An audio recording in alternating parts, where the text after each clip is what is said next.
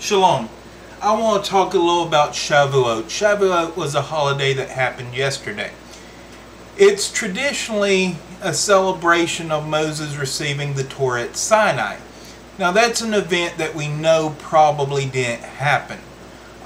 We know the Israelites really emerged from the Canaanites. Archaeological evidence backs this up. Their script was the same. Eventually it became distinct. Their pottery was the same. Their villages were the same. The only difference at one point between a Canaanite village and Israelite village was the absence of pig bones. They were not monotheist in the beginning. They became monotheist. But even when you look through the Tanakh, you can see that they were struggling with polytheism. Asherah is a big one. The wife of God. They were struggling with polytheism because popular religion, the folk religion, was polytheistic. And over time the monotheists won out. Now why did they emerge from the Canaanites? Why did they create their own separate culture? It could have been the pressure of the monotheists. We don't know. But what we do know, according to archaeology, everything seems to point to them emerging and becoming their own people.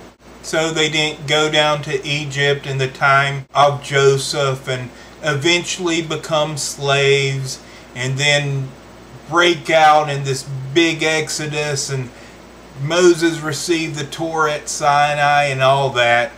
There is one Egyptian record of them living among the Canaanites in their own little city-states. Now, of course, some Orthodox will say, oh, well, you're not a Jew. You don't believe Moses received the Torah at Sinai. I've been told by Orthodox that I'm not a Jew because I don't think the Bible condemns homosexuality, which wasn't even a concept until the 18th century. Okay, the Orthodox love to tell people that they're not Jews because they weren't converted in their specific group. You go through the same exact things. You have a halachic conversion, and they don't accept it. Why? Because the Orthodox love to oppress the Gerim. They love to oppress the converts. They love to have this little superiority complex. But throw that aside. Let's deal with the actual issue here. Because being a Jew doesn't mean you have to shut down your brain and believe fables and fairy tales are true.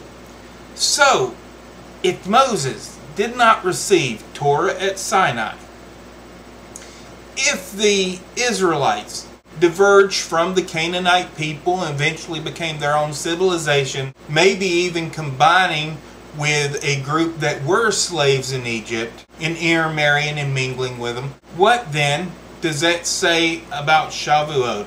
What then does that say about Torah? If God didn't give Torah on Sinai, if it was really the work of a group of redactors taking these separate narratives and piecing them together, the documentary hypothesis, as is commonly thought, or redaction theory, if it was really these people piecing together these four different narratives and making Torah, then what does Torah mean to us? What does Shavuot mean to us? How do we derive meaning from it? Why should we follow the mitzvot, the commandments? Why is any of this relevant? Why don't we just go have us a ham sandwich with cheese and shut the hell up? Well, I think that God did give us the commandments. He inspired men. He had a hand in those redactors to make sure his message was not lost. He had a hand in the oral Torah, which became the Talmud, to make sure his message shone through.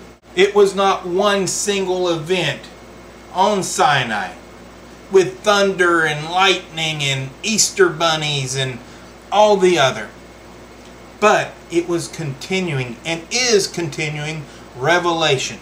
God having a conversation with the Jewish people. So I believe that God indeed did have a hand in the writing of the Torah, in the Talmud, and that we are bound to the mitzvot, the commandments.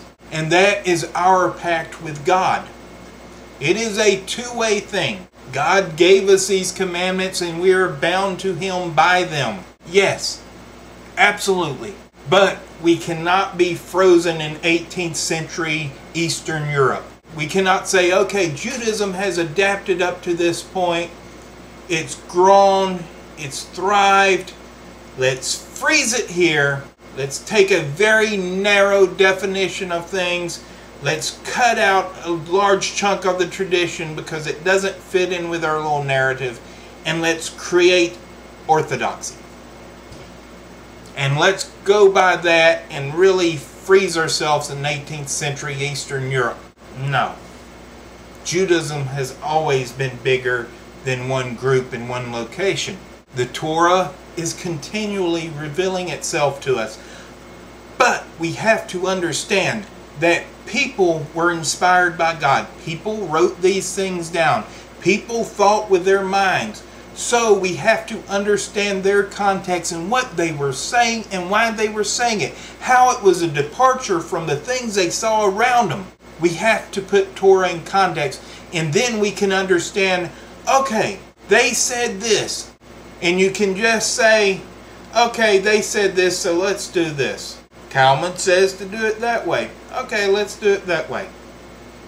Or you can say, okay, they said this and it was a radical departure from what they were living in, which was this. And they said this and they moved in this direction, away from that. Well, now today, we can move further away from that in our modern times. We can continue what they started.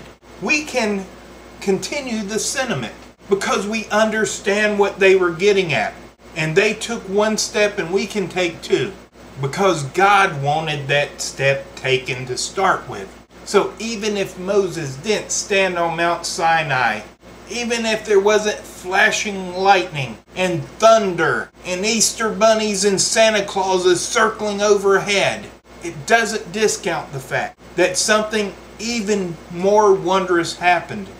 God communed with man and gave man an idea of what He wanted and continues to commune with man. He didn't stop in the 18th century. Revelation didn't stop in the 18th century.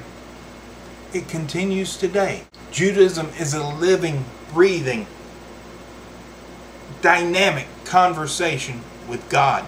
So while we may say that we were all standing at Sinai, what we really mean is that God spoke and we're listening. Shalom, Lahit Road.